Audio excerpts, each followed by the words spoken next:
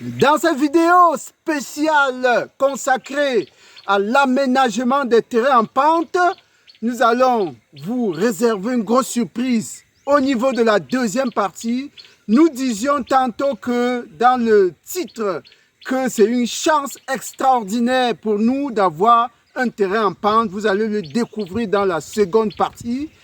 La première partie sera réservée à l'analyse des stratégies, des méthodes, des aménagements qu'il faut faire sur un terrain en pente pour pouvoir en profiter au maximum.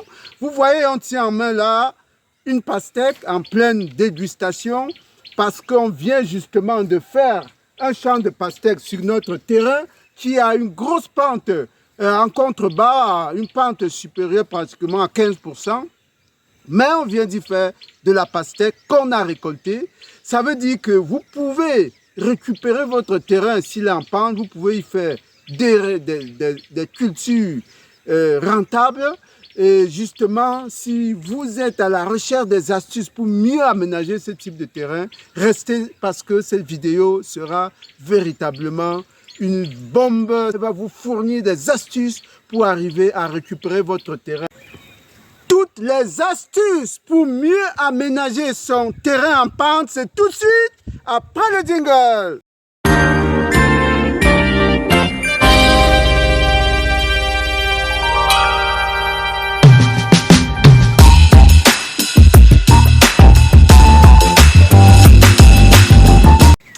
Une fois de plus, chers agripreneurs, bienvenue sur la chaîne des fonceurs. C'est la chaîne de la ferme intégrée de Ngoumou. Si vous regardez cette chaîne pour la première fois, moi c'est Roméo Lado, agripreneur, apiculteur, coach, motivateur. Dans nos différentes vidéos hebdomadaires, nous vous donnons suffisamment d'astuces, de conseils, de méthodes, de stratégies, de techniques pour vous permettre de vous lancer dans l'agro-pastoral avec un peu plus d'assurance. La vidéo d'aujourd'hui porte sur l'aménagement d'un terrain en pente. Généralement, l'agriculture est très favorable pour des surfaces relativement plates, relativement horizontales autant pour moi. Et justement, il y a des cultures qui ne se prêtent pas bien sur des pentes. Par exemple, lorsque vous mettez du maïs sur une pente, ça ne peut pas très bien marcher. Vous mettez du bananier plantain sur une pente, ça ne peut pas très bien marcher parce que ces plantes sont très vulnérables au vent puisque le système racinaire est relativement superficiel. Voilà. Par contre, lorsque vous avez un terrain en pente, vous pouvez tout de même l'exploiter moyennant quelques aménagements que nous allons effectivement voir dans cette vidéo. Il y aura des cas pratiques parce que la ferme intégrée de Ngoumou, c'est toujours de la théorie, mais c'est beaucoup de pratiques. Parce que nous sommes sur le terrain, nous, justement, essayons de vous amener à travers la pratique à maîtriser toutes les techniques agro-pastorales. Regardez, ça, ce sont les rescapés de notre récent champ de pastèque. Nous allons laisser tomber cette pastèque. Vous allez voir comment elle descend rapidement. Vous regardez comment elle descend. Voilà, elle continue, elle vient d'être bloquée par une souche d'arbre. Ça veut dire tout simplement qu'on est là sur un terrain avec une pente assez importante. Je vous disais tout à l'heure, plus de 10%, pratiquement 15 à 18%. Et même plus bas, on doit être au-delà de 20%. Mais on a des stratégies pour récupérer. Et cette vidéo aura deux principales parties. Dans la première partie, nous allons énumérer les 5 principales stratégies que vous pouvez mettre en place pour récupérer votre terrain en pente. Et dans la seconde partie, nous allons vous dire en quoi, en plus de ces aménagements, un terrain en pente peut être une véritable opportunité à saisir. On parle notamment de changement climatique, on parle de l'eau comme un véritable appui, un véritable tremplin pour pouvoir produire en grande quantité. On va montrer comment un terrain en pente peut être justement l'occasion de faire un château d'eau presque gratuitement. C'est dans la deuxième partie. On y va tout de suite avec la première partie. Parmi les 5 aménagements, on va partir du plus simple, du plus compliqué, autant pour moi, au plus simple. Et on commence tout de suite par le premier aménagement. Vous pouvez, lorsque vous avez un terrain en pente comme ça, vous pouvez justement, parce que l'objectif, il faut bien comprendre, c'est de pouvoir limiter le ruissellement. Parce que l'eau qui ruisselle à grande vitesse ramène avec elle et de la matière organique et tous les bons nutriments justement pour les amener au bas-fond, ce qui n'est pas intéressant pour les cultures qui restent sur la parcelle. Donc, il faut mettre en place des aménagements pour limiter, pour ralentir le ruissellement et retenir et piéger la matière organique au niveau de la parcelle. Voilà le principe global. Donc, les aménagements ont pour but justement de retenir l'eau pour favoriser l'infiltration et justement de piéger la matière organique pour qu'elle reste profiter aux plantes sur l'espace. Le premier aménagement, c'est donc quoi? C'est des cordons pierreux. Les cordons pierreux, vous allez le voir en image, c'est davantage dans les zones montagneuses, notamment au nord Cameroun, dans les monts Mandara, chez les Kirdi là-bas. Ils cultivent, ils arrivent à cultiver dans les pierres. Et vous vous demandez comment ça se passe. Sur les hautes montagnes, ils arrivent à cultiver pour pouvoir vivre.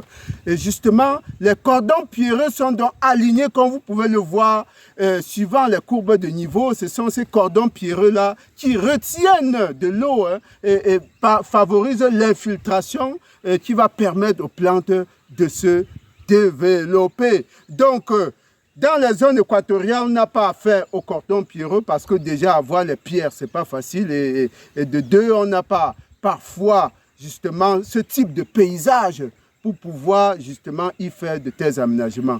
Donc à chaque type de paysage, il faut faire correspondre un aménagement spécifique. Donc ça, c'était le premier aménagement, les cordons pierreux.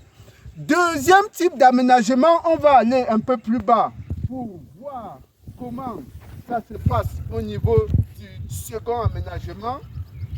Nous allons utiliser les diguettes parce que le principe c'est de faire des petites barrières pour bloquer l'eau. Le deuxième aménagement consiste à faire des diguettes avec des morceaux de bois, des branchages, tout ce que vous pourrez avoir comme piquet.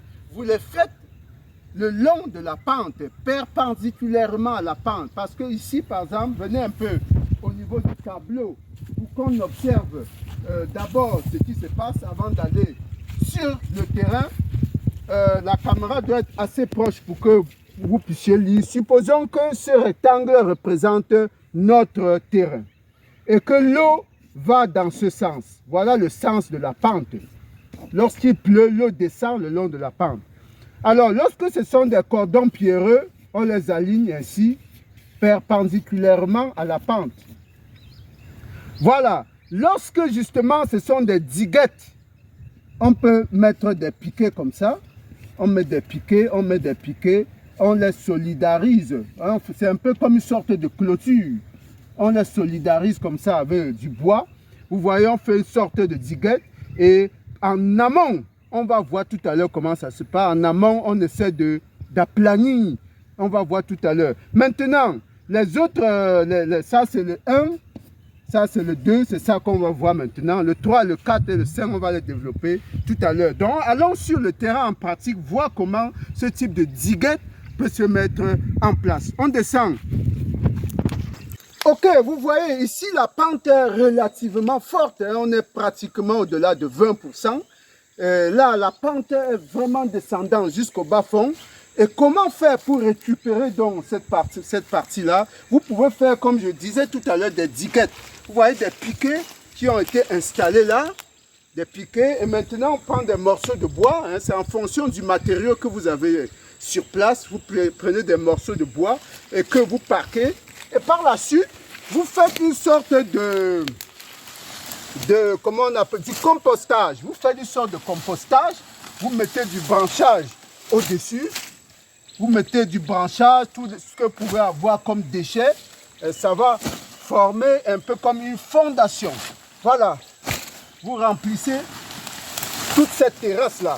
Vous faites en réalité une espèce de terrasse, une espèce de gradin, une espèce de plateforme pour permettre justement, n'est-ce pas, aux cultures de s'y installer avec une certaine horizontalité. Voilà. Donc, vous allez remplir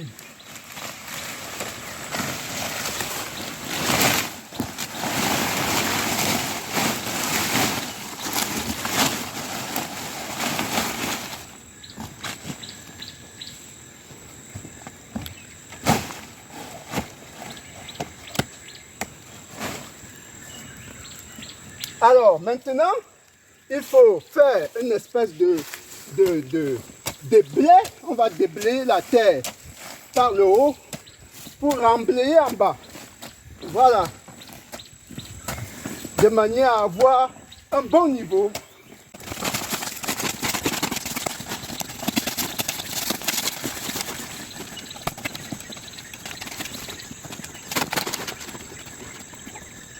La plateforme se précise déjà. Et vous voyez comment nous allons faire nos gradins, nos terrasses de façon alignée, de façon progressive. Voilà la première terrasse qui est déjà positionnée. Ah oui, ça demande de l'énergie. On respire un peu. Voilà. Ok. Vous voyez, cette première terrasse, ce premier gradin, on a déjà à l'horizontale là. Et on peut insérer un autre gradin à ce niveau entre le premier et le second. Si la pente est trop forte, les gradins doivent être resserrés pour ne pas avoir à creuser, à déblayer sur une grosse profondeur. Voilà le principe. C'est disposer des diguettes comme ça, avec le matériau dont vous disposez. Ailleurs, on le fait avec des pierres, des grosses pierres qu'on appelle gabions. Les gabions permettent justement de bloquer parce que la terre va exercer une grosse pression. Donc parfois, il faut des matériaux très solides. On utilise des gabions, mais là, ça demande quand même un peu plus de moyens. On utilise des grosses roches piégées dans du grillage pour bloquer justement des terres comme ça. Et là, on a la possibilité d'aménager la plateforme pour y faire des cultures. Voilà la deuxième stratégie.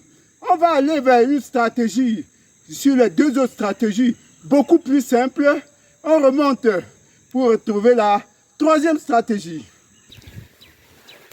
Alors, la troisième stratégie va consister à faire ce qu'on appelle des demi-lunes. Ou encore un système appelé ZAI. Nous avons eu déjà à le développer dans une vidéo. Le ZAI, c'est un système utilisé en Afrique de l'Ouest, notamment au Burkina, au Niger, au Mali, et chez les Dogons, les Yatanga. Cette technique est très utilisée, a été d'ailleurs très utilisée dans les années 80 après la grosse sécheresse.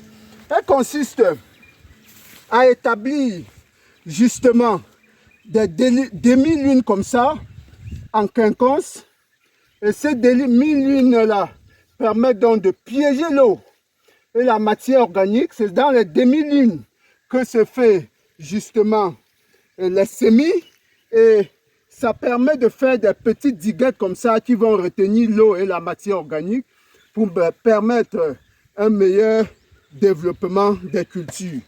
Et la quatrième stratégie, on va la voir en même temps avant d'aller à la pratique. La quatrième stratégie est semblable à la première, mais au lieu de faire des diguettes en demi-lune, nous faisons tout juste des bions.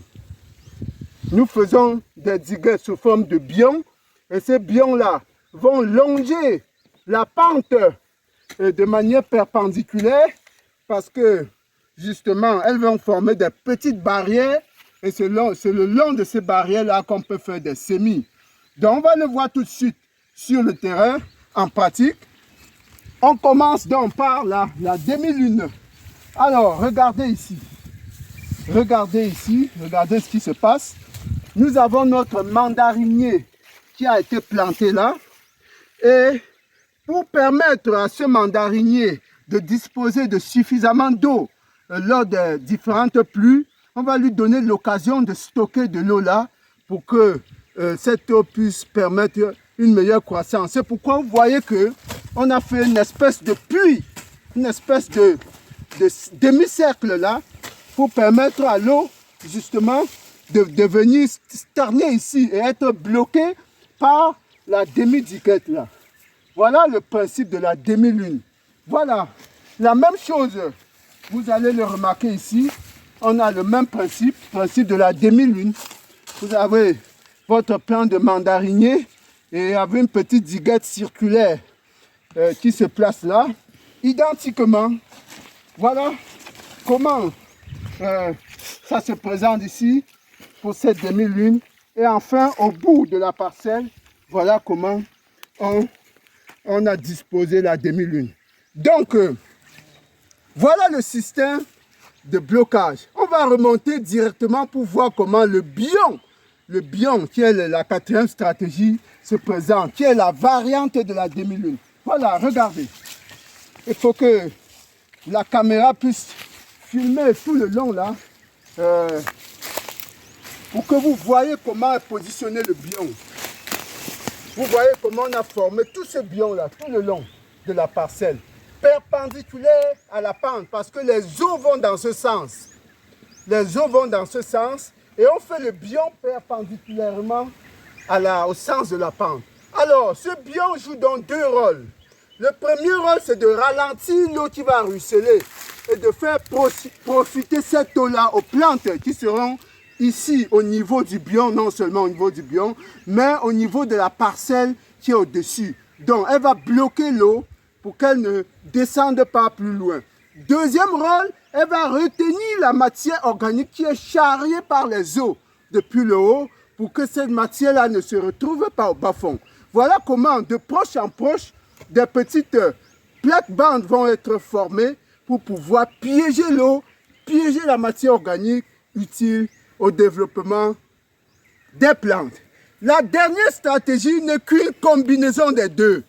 Combinaison des demi-lunes et des biomes. Vous voyez, ici, nous avons fait des demi-lunes. Alors, vous vous placez là, vous placez là, vous voyez, on a des citronniers partout dans ce champ. Hein. C'est un verger d'abord avant d'être un champ de pastèque, champ de maïs ou un champ de gombo. C'est d'abord un verger. Donc vous voyez, tous nos citronniers ont fait l'objet justement des demi-lunes. Vous voyez. Maintenant, pour la ligne d'après, on a fait un biome. Pour la ligne d'après, on a fait un biome. Donc, circulez, le caméraman, filmez pour qu'on voit comment ces citronniers sont positionnés juste en amont du biome. Vous voyez, les piquets servent juste de repérage. Au niveau de chaque citronnier, il y a un piquet. Et voilà le prochain citronnier, ainsi de suite, jusqu'au fond. Donc, voilà comment on a alterné les demi-lunes, le biome. Voilà également les demi-lunes qui sont en bas. Et c'est ainsi justement que nous avons procédé pour essayer de récupérer notre terrain, justement, qui a une pente relativement forte. Vous pouvez en faire autant. On passe immédiatement à la deuxième partie pour vous dire pourquoi, en plus de ces aménagements, ce terrain représente une véritable opportunité pour nous. On va remonter en haut pour observer la surprise qui nous y attend. À tout de suite. Voilà, nous nous retrouvons justement en haut, tout en haut de la parcelle, parce que là où nous étions tout à l'heure, c'était bien en bas, en contrebas. Là, nous sommes remontés, nous sommes bien entendu déjà en haut de la parcelle. Et la surprise, c'est après ce maïs, suivez-moi pour qu'on la découvre ensemble. Oui, voilà, voilà la surprise. Voilà la surprise. Et voilà la surprise. Alors, nous y sommes effectivement. Nous y sommes effectivement. Et là, vous pouvez justement remarquer ce bac de près de 30 mètres cubes, plus de 30 mètres cubes, stockable ici.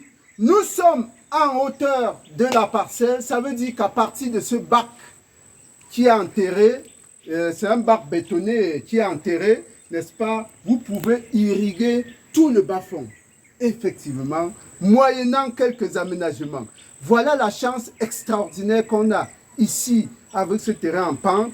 Nous avons un château d'eau enterré, on n'a pas besoin de surélever avec des dépenses supplémentaires. Là, la pression, compte tenu de la forte pente, la pression ici est suffisamment importante pour pouvoir irriguer en contrebas les cultures qu'on va y mettre.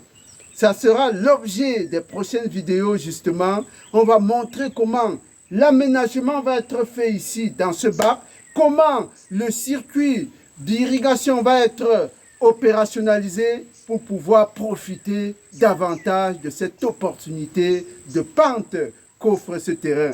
Cette vidéo vous a plu? Abonnez-vous parce que le meilleur encore à venir, nous allons développer un système 3.0 d'irrigation qui peut vous inspirer. À très bientôt. Merci.